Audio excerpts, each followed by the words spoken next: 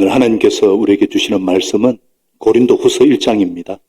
우리 지난주에 고린도 전서 16장까지 살펴봤고, 고린도 전서와 후서 사이에는 2년 넘는 시간적인 간격이 있지만, 저희들은 바로 1장으로 나아갑니다. 오늘 고린도전서 1장, 제가 1절, 2절을 읽고 3절부터 7절까지는 같이 합독하겠습니다. 그리고 또 제가 읽고 합독합니다. 하나님의 말씀입니다. 하나님의 뜻으로 그리스도 예수의 사도가 된 나 바울과 형제 디모데가 고린도에 있는 하나님의 교회와 온 아가야에 있는 모든 성도에게 이 편지를 씁니다. 우리 아버지 하나님과 주 예수 그리스도께서 내려주시는 은혜와 평화가 여러분에게 있기를 빕니다. 같이 읽습니다. 우리 주 예수 그리스도의 아버지이신 하나님을 찬양합시다. 그는 자비로우신 아버지시요 온갖 위로를 주시는 하나님이시요 온갖 환난 가운데서 우리를 위로하여 주시는 분이십니다. 따라서 우리가 하나님께 받는 그 위로로 우리도 온갖 환난을 당하는 사람들을 위로할 수 있습니다. 그리스도의 고난이 우리에게 넘치는 것과 같이 그리스도로 말미암아 우리의 위로도 또한 넘칩니다. 우리가 환난을 당하는 것도 여러분이 위로와 구원을 받게 하려는 것이며 우리가 위로를 받는 것도 여러분이 위로를 받게 하려는 것입니다. 여러분은 이 위로로 우리가 당하는 것과 똑같은 고난을 견디어냅니다. 우리가 여러분에게 거는 희망은 든든합니다. 여러분이 고난에 동참하는 것과 같이 이 위로에도 동참하고 있음을 우리는 알고 있습니다. 제가 읽겠습니다. 형제, 자매 여러분, 우리가 아시아에서 당한 환난을 여러분이 알기를 바랍니다. 우리는 힘에 겹게 너무 짓눌려서 마침내 살 희망마저 잃을 지경에 이르렀습니다. 우리는 이미 죽음을 선고받은 몸이라고 느꼈습니다. 그렇게 된 것은 우리 자신을 의지하지 않고 죽은 사람을 살리시는 하나님을 의지하게 하기 위함이었습니다. 하나님께서는 이렇게 위험한 죽음의 고비에서 우리를 건져 주셨고 지금도 건져 주십니다.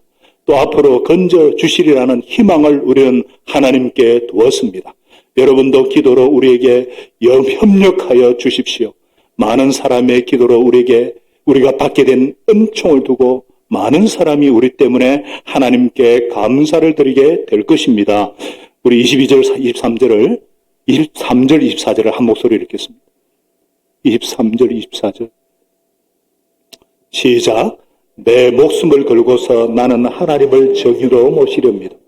내가 아직 고린도에 가지 않은 것은 여러분을 아끼기, 우리는 여러분의 믿음을 지배하는 것이 아닙니다.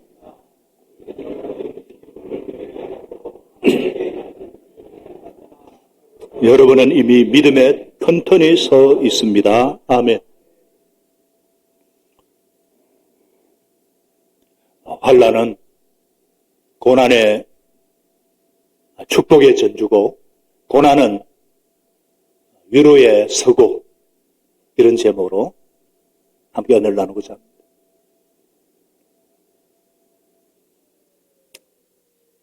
지난주 일부 예배 헌금 기도하는 중에 갑자기 쿵 하고 소리가 났어요. 제가 눈을 떠보니까 뇌출혈로 큰 수술을 받았던 이대동 집사님이 예배 도중에 세 번째 쓰러진, 함께 예배드렸던 성도들이 얼마나 놀랬던지, 그럼에도 침착하게 예배 자리를 지키고 급히 부목사님이 119에 연락을 하니까 5분 내에 도착했고 엘리베이터를 타고 동생병원으로 긴급 이송을 했어요. 다행히 기저성 저혈압으로 쓰러진 것이라서 오후에 회복되어 교회에 돌아와서 감사기도를 드렸습니다. 그게 지난 주일에 있었던 일이에요. 그리고 지난 한 주 전에 금요일에 결혼한 지 한 달 된 우리 전로라 자매가 학교에서 수업 중에 의자에 올라가서 칠판에 글을 쓰다가 떨어져서 팔이 부러졌어요. 얼마나 그 수술을 하고 그런 동정 가운데서 하나님께서 은혜를 주셔가지고 이제 화요일에 퇴원을 한답니다. 그리고 지난 토요일에 우리 신미연 우리 집사님 목녀가 복부가 팽창하고 너무 아파가지고 혹시나 암인가 싶어가지고 얼마나 놀랍고 그래서 간절히 주님의 긍휼을 구하고 기도를 했던지 급히 또 병원에서 CT를 찍어보니까 다행히 자궁근종이에요. 근데 지난주 토요일에 4kg이나 되는 이 근종을 덜어내는 수술을 했어요. 그리고 한 달 전에 저희 둘째가 빵빵한 공에 맞아가지고 손가락에 팍 맞아가지고 이게 골절이 됐어요. 근데 간호 실습을 하고 기말고사를 친다고 끝나고 수술해야지 했다가 놔두놨다가 보니까 볼이 어긋나서 핀만 심어서 연결하면 될 것이 그걸 갉아내고 뼈를 갉아내는 수술을 지난주 목요일을 했어요. 목요일에 했어요. 그래서 아직 태어나 못하고 고통 가운데서 예수님의 고통을 깊이 경험하고 월요일 날 퇴원을 하게 돼요. 이게 지금 일주일 동안에 지난 주간에 일어난 일들이에요. 그럼에도 요동없이 기도의 자리, 예배 자리 지키는 것을 보고 주님께서 감당할 힘과 위로와 은혜를 주셨습니다. 시련과 환난이 끊이지 않는 세상에서 오직 십자가 부활을 믿는 믿음에 굳게 서서 주님만 바라봅니다. 주님만 의지합니다.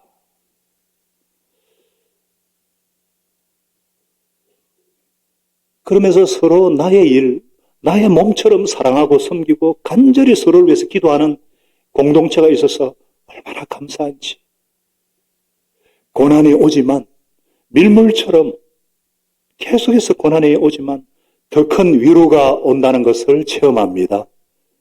이런 환난들을 통해서 우리를 더 놀라운 믿음의 경지로 새로운 믿음의 수준으로 더 놀라운 부흥의 역사로 이끌어 주실 주님을 기대하고 감사합니다. 참 올 한해는 작년부터 얼마나 많은 환난과 아픔들이 있었던지요. 근데 제가 이 고린도 후서를 13장까지 미리 계속 읽으면서 처음에 느꼈던 느낌이 뭐냐면요. 바울이 참 불쌍하다. 바울 사도가 너무 불쌍하다 였거든요. 왜냐하면 사도기 때문에 당연히 고난과 환난의 연속인 것을 짐작을 했지만 힘들어도 너무 힘들어요. 고린도서 11장 23절부터 28절 읽어보면 더 그래요. 오늘 읽은 본문에도 보니까 8절 하반절에 우리가 힘에 겹게 너무 짓눌려서 마치 내 살 희망마저 이를 지경에 이르렀습니다. 우리는 이미 죽음을 선고받은 몸이라고 느꼈습니다. 제가 언급 안 했는데 우리 해조 목장의 홍수님 집사님도 다리 무릎 인공 수술을 하고요. 지금 이런 여러분 보세요. 이 정도면은 얼마나 비명소리 안 나오겠어요? 얼마나 힘들을까? 얼마나 괴로울까? 또 사도면 어때요? 외부 사람들이 무시하고 박해하는 거는 당연하다 쉬워요.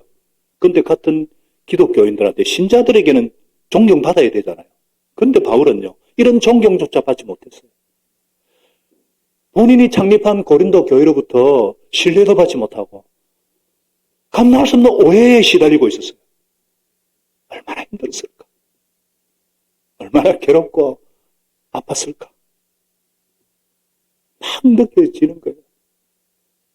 근데 다시 찬찬히 이 말씀을 묵상하면서 읽었을 때 발견한 것은 그 전체에 깔려있는 바울의 기쁨이었어요. 자신을 둘러싼 여러 환경과 그 힘든 어려운 환경 가운데서도 기뻐하며 찬양하며 감사하고 있는 거예요. 이게 도대체 왜 그럴까? 무엇 때문일까? 바로 환난은 축복의 전주곡이라는 확신 때문에 고난은 기쁨의 서곡이라는 확신 때문입니다. 그렇습니다. 하나님의 백성에게 있어서 고난은 변장된 축복입니다. 이것은 사도 바울뿐만 아니라 야고보 사도도 그랬어요. 형제자매 여러분, 나의 사랑하는 형제자매 여러분, 여러 가지 시험에 빠질 때에 그것을 더할 나위 없는 기쁨으로 생각하십시오. 더할 나위 없는 기쁨으로 생각하라는 거예요. 베드로 사도도요. 사랑하는 여러분, 여러분을 시험하려고 시련의 불길이 여러분 가운데 일어나더라도 무슨 이상한 일이나 생긴 것처럼 놀라지 마십시오. 놀라지 말라는 거예요. 왜 그런가? 왜 이렇게까지 사도들께서, 아니 성령 하나님께서 우리에게 이렇게 말씀하실 수 있으십니까? 왜 그럴까요? 왜 환난이 축복의 전조곡일까요? 첫째로 고난과 위로는 패키지다. 다 같이요? 고난과 위로는 패키지다. 무슨 말이에요? 패키지 여행 아시죠? 함께 온다는 거예요. 함께. 고난과 위로는 함께 온다는 거예요. 사실 고난과 위로가 함께 온다는 것은 일반 생활에서도 우리가 쉽게 발견할 수 있는 원리죠. 열심히 일하고 난 뒤에 피곤할 때 탁 잠자리에 누울 때 얼마나 기분이 좋아요. 달콤한 잠이잖아요. 물론 백수가 되면은 밤이 두렵지만은 또한 금식하고 난 다음에 밥맛은 꿀맛이죠. 배고픔이라는 고통이 있기 때문에 음식을 먹는 즐거움이 더해지는 거예요. 마치 아이들이 아프면서 크듯이 대나무가 고난이라는 매듭을 거치면서 자라듯이 이 고난이라는 역경이라는 이것이 있어야 성장의 기쁨이 있다는 거예요. 그래서 고난과 위로는 패키지라는 거예요. 그러나 심각한 고난과 정말 심각한 환난이 반드시 위로와 기쁨이 따르지는 않습니다. 오히려 쓰러지는 사람을 많이 봅니다. 이것은 고난과 위로가 정말 기쁨이 된다는 것은 하나님이 개입하실 때만 가능합니다. 하나님께서 개입하셔서 환난을 축복으로 바꾸어 주시고 고난을 위로로 바꾸어 주시기 때문에 하나님의 백성에 있어서 환난은 축복의 전조곡이다.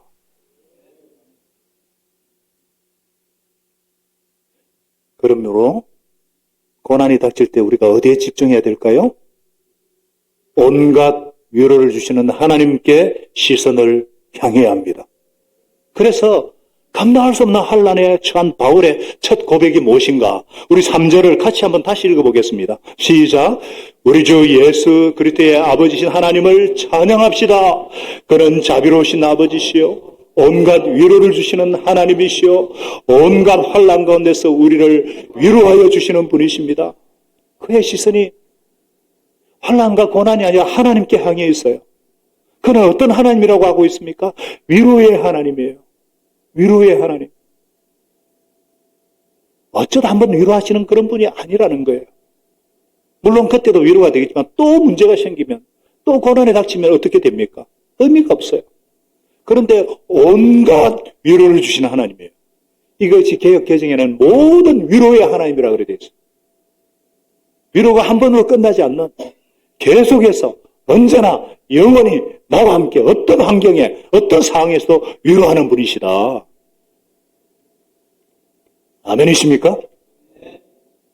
온갖 위로를 주시는 하나님 때문에 힘을 얻고 위로를 얻고 기쁨을 주셔서 그래서 우리가 하나님께 받는 그 위로로 우리도 온갖 환난을 당하는 사람들을 위로할 수가 있는 것입니다. 사람이 주는 위로는 오래 못 갑니다. 또 스스로 내가 용기를 내야지, 내가 힘을 내야지. 그 한계가 있어요. 먹는 것으로 위로받을 수 있겠어요? 샤핑으로 알코올을 들이붓는다고? 그 얼마 가겠습니까? 사람은 근본적인 위로를 못 줍니다. 반면에 하나님의 위로는 시간이 지나면은 괜찮아질 거야. 그런 애매모호한 다독임도 아니에요. 구체적인 도움입니다. 바울은 두 가지 위로를 맛보았다 그랬어요. 첫째로 고난을 견딜 힘을 맛보았다 그랬습니다. 6절 하반절에 보니까 고난을 견뎌냅니다 이렇게 표현하고 있어요. 고난이 없어진 것이 아니에요. 아직도 고난 가운데 있지만은 하나님께서 고난을 견뎌내는 힘을 주셨습니다. 두 번째로 실제로 고난에서 벗어나게 해주셨다는 거예요. 10절은 분명히 말씀하셔요. 하나님께서는 이렇게 위험한 죽음의 곱에서 우리를 건져주셨고 지금도 건져주시고 앞으로도 건져주시라는 희망을 우리는 하나님께 두었습니다. 오늘 우리 일부 예배 때 쿵 쓰러졌던 집사님 지금 같이 예배 드리고 있잖아요. 앞으로도 하나님 함께 하실 것이고. 그러니까 환난 끝에 위로가 있고 고난 끝에 기쁨이 있다는 이 확신은 하나님의 자녀만이 누릴 수 있는 특권입니다. 그래서 고린도서 10장 13절에 이렇게 말씀하고 있어요. 하나님은 신실하십니다. 감당치 못할 시련을 허락하지 않으십니다. 그 시련과 함께 피할 길을 주시든지 견뎌낼 힘을 주시기 때문입니다. 이거는 하나님의 자녀들만이 누릴 수 있는 특권이에요. 하나님을 거부한 사람들은 이러한 확신을 절대 가질 수가 없어요. 우리는 하나님의 자녀가 아닌 사람들이 그 닥친 환난에서 벗어나지 못하고 그 인생의 금이 간 사례들을 얼마든지 보았고 지금도 보고 있어요. 지금도 듣고 있어요. 예, 고난은 자동적으로 축복이 되지 않습니다. 전능하신 하나님께서 개입하실 때만이 전능하신 하나님께서 개입하실 때만이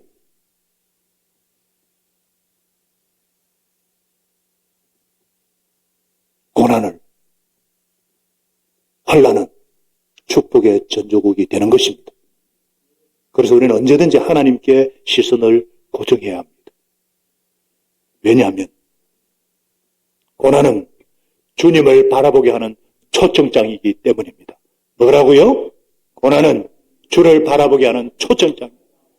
고통과 환난은 우리를 하나님께로 향하게 하는 초청장이고, 야 나를 봐 하시는 확성기라는 거예요. 마이크 같은.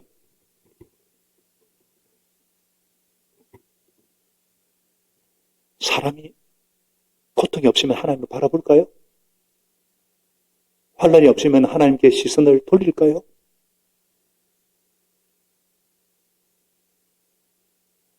자기 성실과 자기 노력과 자기 힘과 눈에 보이는 돈이나 이것을 의지하려는 이 재성과 부패성이 있잖아요. 그래서 하나님께서 환난이라는 이 고난이라는 역경이라는 이것을 사용하셔서 나를 바라봐라. 마치 해바라기가 해를 바라보듯이 주를 바라보도록 주바라기. 고난은 주님을 바라보게 하는 초청장이라는 거예요. 그런데 이것이 고난이 올 때 이를 악물고 참아라, 감사하라 이런 의미가 아니에요. 오히려 고난과 환난과 역경을 사용하셔서 좋은 결과를 가져오게 하시는 신실하신 하나님은 살아계신 하나님을 신뢰하라. 그렇기 때문에 눈앞에 보이는 고난이라든지 어떤 역경을 보는 대신에 합력하여서 선을 이루시는 하나님의 손을 꽉 붙잡는 것을 전제로 하는 거예요. 로마서 8장 28절은 말씀합니다. 하나님을 사랑하는 사람들, 곧 하나님의 뜻대로 부르심을 받은 사람들에게는 모든 일이 서로 합력해서 선을 이룬다는 것을 우리는 압니다. 그러니까 환난이 축복의 전주곡이고 고난은 그 뒤에 있을 위로와 기쁨 위에 존재한다는 이 명제는 우리는 하나님의 뜻 가운데 서 있다는 것을 전제로 하는 이 전제 안에서만 성립이 된다는 것입니다. 이해가 되시는 분은 아멘. 그래서 하나님의 백성, 하나님을 사랑하는 자, 하나님의 뜻에 부르심을 받은 자들에게는 환난이 축복의 전주곡이라는 거예요. 이런 확신 가운데 사신 분이 누구냐? 예수님이세요. 우리 예수님께서도 십자가의 고통 그 다음에 오는 부활의 즐거움을 바라보셨어요. 히브리서 12장 2절은 말씀하잖아요. 믿음의 창시자시요 믿음의 완성자이신 예수님을 바라봅시다. 그는 자기 앞에 놓여있는 기쁨, 부활의 기쁨을 내다보시고 부끄러움을 마음에 두지 않을 십자가를 참으셨습니다. 그리하여서 그는 하나님의 보좌우편에 앉으셨습니다. 십자가 고난 뒤에 이 부활을 내다보셨고 승리하신 예수님처럼 우리도 환난이 축복의 전주곡이고 고통 후에는 기쁨이 온다는 것을 믿으시기를 축복합니다. 그렇기 때문에 고통 가운데서도 이 기쁨의 소망을 품고 온전히 주 안에서 기뻐할 수 있기를 바랍니다. 그렇지 않으면요, 우리는 고난에 매몰되어 버리는 거예요. 환난에 휩싸여가지고 그 다음에 오는 영광을 잊어버리기가 쉬워요. 놓치기가 쉬워요. 그래서 성경은요, 고난을 기뻐하고 즐거워하라 명령하고 있는 거예요. 이상한 달 당하는 것처럼 여기지 말고 더할 나위 없는 기쁨으로 여기라 명령하고 있는 거예요. 왜냐? 고난이 크면 클수록 하나님의 위로가 더 크게 임하기 때문입니다. 그 큰 위로는 우리에게 어떻게 다가오느냐? 예수 그리스도 통해서 다가온다는 거예요. 5절은 말씀하고 있습니다. 같이 읽겠습니다. 5절을 큰 소리로 시작. 그리스도의 고난이 우리에게 넘치는 것과 같이 그리스도로 말미암아 우리의 위로도 또한 넘칩니다. 고난이 넘치는 것 같이 위로가 넘치는 거예요. 그리스도로 말미암아. 죽을 것 같은 고통이 있고 실제로 죽겠지만은 죽음으로 끝나지 않는다는 거예요. 끝내 이긴다는 거예요. 부활을 통해 다가온다는 거예요. 이 하나님의 위로는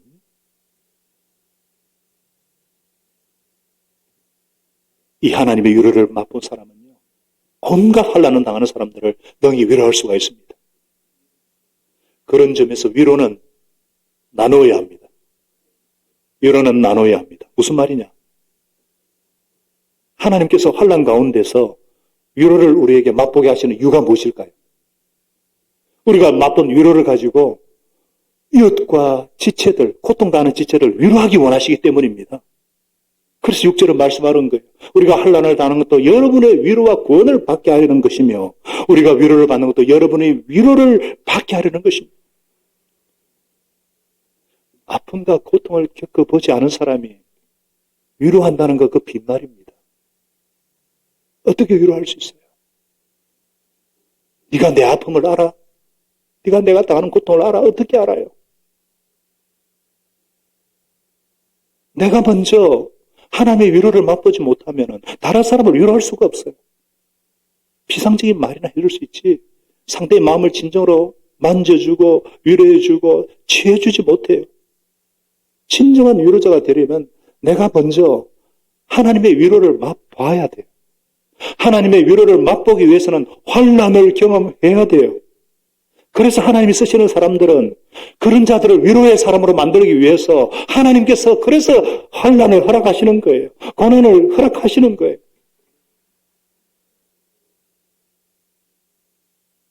환난과 고난을 겪은 만큼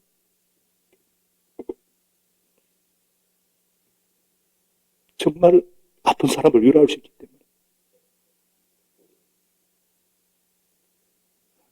그래서 새롭게 예수님을 영접한 분들 혹은 목자로 임명받은 분들은 뜻하지 않은 환난이 닥치더라도 놀라지 마시기 바랍니다. 오히려 하나님께서 어떤 위로를 맛보게 하실까 기대하시기 바랍니다. 하나님께서 여러분들을 위로자로 만들고 계시기 때문이에요.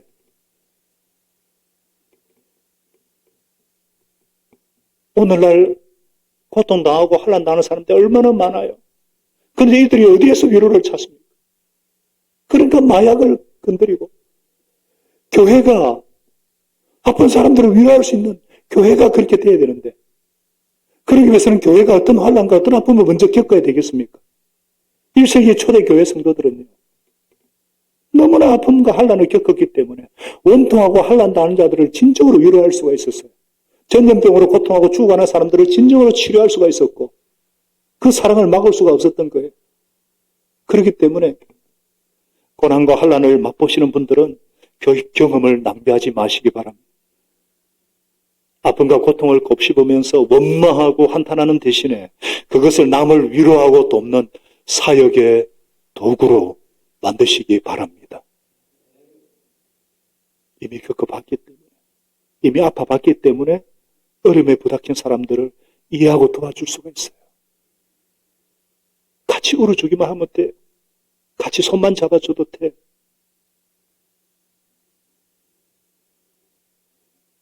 제 아내는 어릴 때부터 아픔을 많이 겪어봤기 때문에 아픈 사람들을 잘 만져주는데 저는 공감 능력이 참 부족해요. 그래서 저는 그냥 들어만 줍니다.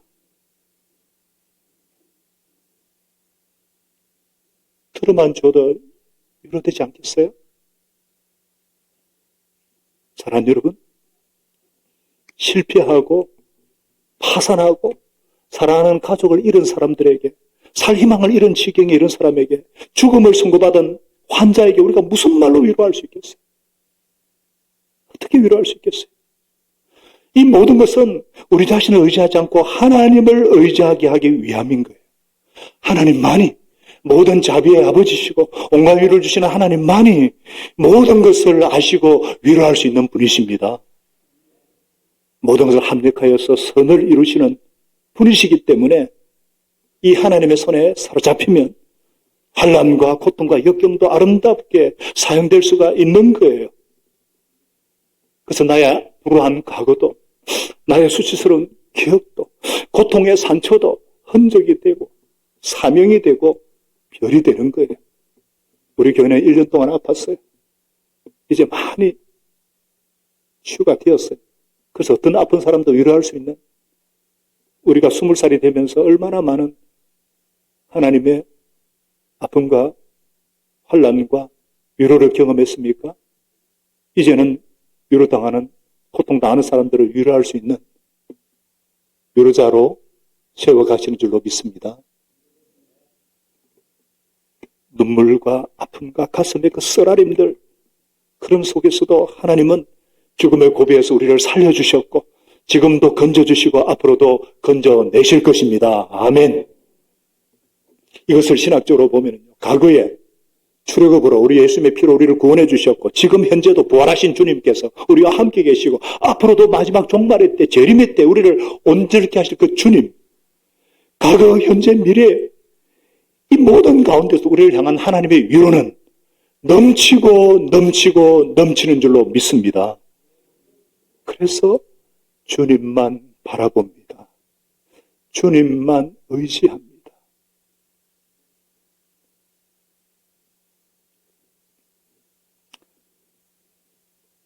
만일에 고통이 몰려올 때면요, 또 같이 기도하면은 기쁨이 배가 돼요. 우리가 주님을 바라볼 뿐 아니라 같이 기도할 때 기쁨이 배가 돼요. 어려움이 있는 지체들, 그럴 때는 목장 식구들에게, 목자님에게, 혹은 저에게, 우리 중보기도 사역자들에게 기도 제목을 나누고 같이 기도하시기 바라요. 그럴 때 기도가 응답이 되면은 여러 사람의 기쁨을 맛보게 되는 거예요. 그것이 11절 말씀이거든요. 여러분도 기도로 우리에게 협력해 주십시오. 많은 사람의 기도로 우리가 받게 될 은총을 두고 많은 사람이 우리 때문에 하나님께 감사를 드리게 될 것입니다. 전도서 4장 12도 그렇게 말씀하잖아요. 한 사람이면 패하겠거니와 두 사람이면 맞설 수 있나니 세 겹줄은 쉽게 끊어지지 않는다. 혼자 기도하면 중간에 포기할 수 있어요. 그러나 같이 기도하면 포기를 할 때도 다른 사람이, 옆에 사람이 잡아주고 또 기도 응답 왔을 때 기쁨이 3배가 되는 거예요. 얼마나 기뻐요. 얼마나 감사해요. 그러므로 기도 응답 받으면 간증을 해야 되고 그때 많은 사람이 그 응답의 은혜를 간접으로 체험하게 되는 거죠. 우리 지난주에 주진가우 형제의 간증이 부모님을 잃고 정말 소모없는 그 형제가 한국에 와서 가족보다 더한 영적인 가족들의 사랑을 받고 예수님을 영접했을 때 예수님만 바라본다고 했을 때 얼마나 감격했어요. 그리고 우리 이대동 집사님 그때 일부 때에 참석한 우리 새 가족들이 많이 놀랐어요. 그런데 회복의 기쁜 소식을 전하니까 모두가 감사하다고, 너무 감사하다고. 목회 현장은 하루라도 바람 잘 날이 없는 것 같아요. 그러나 부활하신 주님께서 변화시키시고 치유하시는 일을 하고 계십니다. 우리 목회의 주체, 목양의 주체는 예수님이십니다. 목회는 2000년 전에 예수님의 사역의 연장이에요. 예수님만이 참된 목자가 되시고 우리의 인격과 영성을 통해서 예수님의 사역을 중개하는 저와 여러분은 중개인들이에요.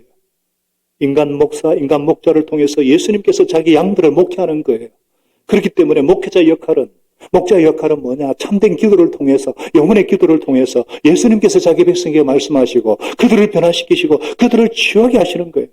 그러므로 2000년에 십자가에 죽으시고 부활하신 예수님은 지금도 살아계셔서 성령을 통해서 자기 백성에 행하시는 그 기적, 치유 역사가 오늘날도 당연히 일어나고 있는 것입니다. 그래서 제가 하는 가장 중요한 일은 주님께서 일하여 달라고 기도하는 것이고, 그리고 함께 우리가 중보 기도하는 것입니다. 환난은 축복의 전주곡입니다. 고난의 때에 우리를 부르시는 주님을 바라보시고 주님의 손을 꽉 붙잡으시는 저와 여러분 될 수 있기를 바랍니다. 이를 위해서는 우리가 또 극복해야 될 한 가지 고난이 있어요. 그것이 뭐냐? 오해입니다. 오해. 사도 바울께서 고린도후서를 쓴 목적이 오해를 풀기 위한 목적이 있어요. 바울이 받은 오해 중에 하나가 뭐냐? 자기 편에 따라 약속을 어긴다는 거예요. 이런 오해는 바울의 여행 계획 때문에 시작되었어요. 바울의 에베소에서 고린도에 들렀다가 마게도냐로 가려고 하다가 다시 고린도에 들러 그들의 도움을 받아서 예루살렘으로 가는 계획을 세웠던 것으로 보여요. 그러다가 직접 마게도냐로 가는 것으로 계획이 변경되었어요. 이것은 23절, 24절에 볼 때 고린도 교인들을 배려하기 위해서예요. 고린도 교회가 당면한 문제가 얼마나 많았습니까? 그걸 해결하기도 전에 가서 그 문제가 해결되기 전에 가게 되면은 야단을 쳐서 아픔을 주게 될까봐 징계 대상이 너무 많았잖아요. 그래서 스스로 회개할 기회를 주고자 사사로운 감정보다 하나님의 뜻에 순종하기 위해서 안 간 거예요. 그런데 고린도 교인들이 이러한 바울의 결정을 오해를 했어요. 여러분, 이것을 통해서 우리가 볼 수 있는 것이 뭡니까? 오해는 누구나 받는다. 다 같이요. 오해는 누구나 받는다. 바울 같은 분도 오해받았는데 우리 같은 사람이야 오해받는 것 당연하지 않겠어요? 우리는 뭐 구린 데가 많잖아요. 그러므로 오해받아도 너무 속상해하지 않는 것이 좋습니다. 삶의 일부로 받아들이시기 바랍니다. 사람은 다 몰라요. 오해할 수 있습니다. 그러나 진짜 오해할 때 어떻게 하면 될까? 한 번은 변명하는 거예요. 딱 한 번은 진실을 말해줘야 돼요. 바울은 자기 입장과 사건의 경위를 설명하는데 1장, 2장을 할애하거든요. 사랑의 표현입니다. 오해받는 사람도 아프지만 오해하는 사람도 아파요. 그렇기 때문에 진실을 알고 자기를 믿어주는 사람을 위해서 딱 한 번 진실을 설명해 줘야 됩니다. 그래도 오해를 풀지 않는다? 그러면 하나님께 맡기고 그냥 잠잠하셔야 돼요. 두 번 설명하는 변명에 해당되는 거고 자꾸 변명하면 자기의 의에 대한 과신이고 교만입니다. 바울은 자기가 빈 약속하지 않는다는 근거를 하나님의 사역자인 것을 언급합니다. 18절에 말씀하잖아요. 하나님은 약속하신 것을 지키시려 신실하신 분이십니다. 20절에 말씀하잖아요. 하나님의 모든 약속은 그리스도 안에서 예가 되기 때문에 우리가 아멘으로 영광 돌리는 거예요. 이런 하나님을 섬기는 자로서 21절에 자기는 빈 약속을 할 수가 없다는 거예요. 무슨 말이에요? 여러분 저를 한번 보시죠. 무슨 말이냐? 어떤 사람이 나를 오해한다 할 때 나 예수 믿는 사람이요. 거짓말 안 합니다. 당당히 말할 수 있어야 된다. 이런 삶이 무슨 수양으로 되겠습니까? 갈라디아서 2장 20절 말씀대로 내가 사는 것은 내가 아니라 내 안에 계신 그리스도께서 예수님이 사시는 것이다. 이런 고백이 되는 사람이죠. 교회생활 오래 한다고 되겠어요? 성령 지시 만다고 이런 성품 나타나지 않습니다. 오직 성령 충만이 답입니다. 성령께서 보정이 되신다는 거예요. 저와 여러분이 성령 충만하셔서 예수쟁이다, 진짜다. 저 진짜 예수 믿기 때문에 이를 맡겨도 돼. 이런 말 들을 수 있기를 바랍니다. 저는 목회를 일기를 보면서 목자님들이 하나님 앞에 일기 쓴 것들이 있거든요. 그걸 보면서 제가 중보 기도를 해요. 그중에 잊을 수 없는 것이 있어요. 목자님이 쓰신 글인데요. 목자 가정이 자신의 가정을 끔찍히 아끼고 사랑해 준다는 확신이 있는 것 같아서 감사합니다. 제가 얼마나 감사하든지. 정말 많은 아픔과 환난을 겪은 가정이거든요. 근데 환난과 고통을 통해서 주님 바라보고 또 목자의 사랑도 확신한다니까 그러면 된 거 아니에요? 그러면 된 거 아니에요? 사랑하는 여러분, 환난은 축복의 전주곡입니다. 고난은 위로의 서곡입니다. 고통이 있기 때문에 즐거움이 있고 환난에 처하기 때문에 더 큰 하나님의 위로를 맛볼 수가 있는 거예요. 저와 여러분이 고난을 기뻐하고 즐거워하시기를, 그래서 온갖 위로를 주시는 하나님의 위로로서 위로당하는 자들을 위로할 수 있는 그런 통로가 되게 하시기를 예수님의 이름으로 축복합니다. 기도하겠습니다. 우리 시간에 침묵하면서 조용히 하나님과 1, 2분 동안 대화의 시간을 갖겠습니다. 들으신 말씀 생각하시면 자유롭게 하나님과 대화 나누시기를 바라요. 기도하겠습니다.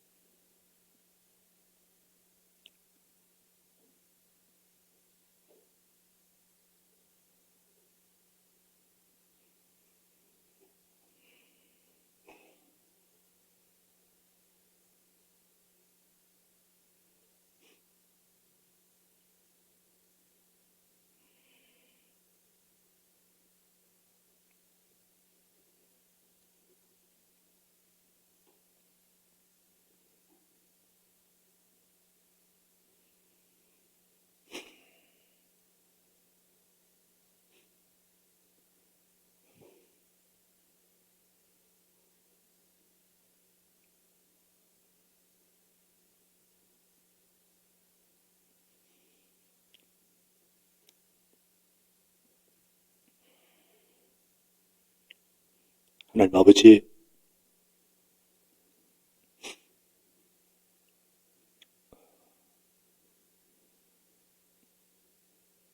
하나님을 사랑하는 사람들에게는, 하나님을 뜻대로 부르심받은 사람들에게는 환난조차도, 고난과 역경조차도 하나님의 위로를 받는 통로요, 환난이 축복의 전조국이라는 사실을 알게 하심을 감사합니다. 이 하나님의 은혜를 헛되이 받지 않도록 고난을 기뻐하고 감사라는 말씀에 순종했을 때에 인내하게 하시고, 성품이 변해서 모난 성격이 깎여서 예수님을 닮게 하심을 감사합니다.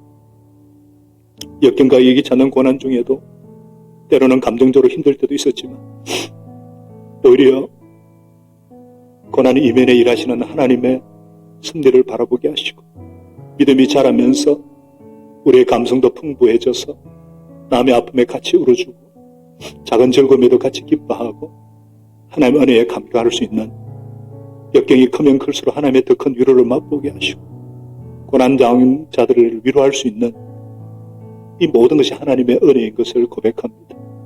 하나님 아버지, 주께 받은 이 은혜와 평강과 이 위로를 섬김의 도구로 하나님과 이웃을 섬기는 데 사용하게 하심을 감사합니다.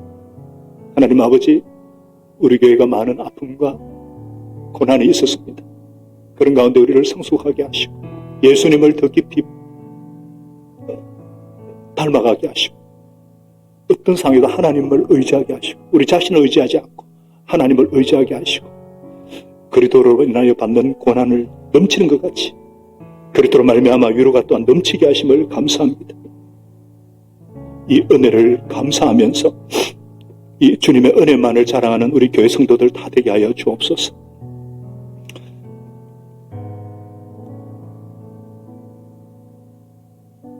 지금도 십자가를, 고난을 통과하시고 부활의 영광 이루셔서 하나님 보좌 우편에서 우리를 중보기도 하시는 우리의 참된 위로가 되시는 주 예수의 이름으로 감사하며 기도합나이다. 아멘.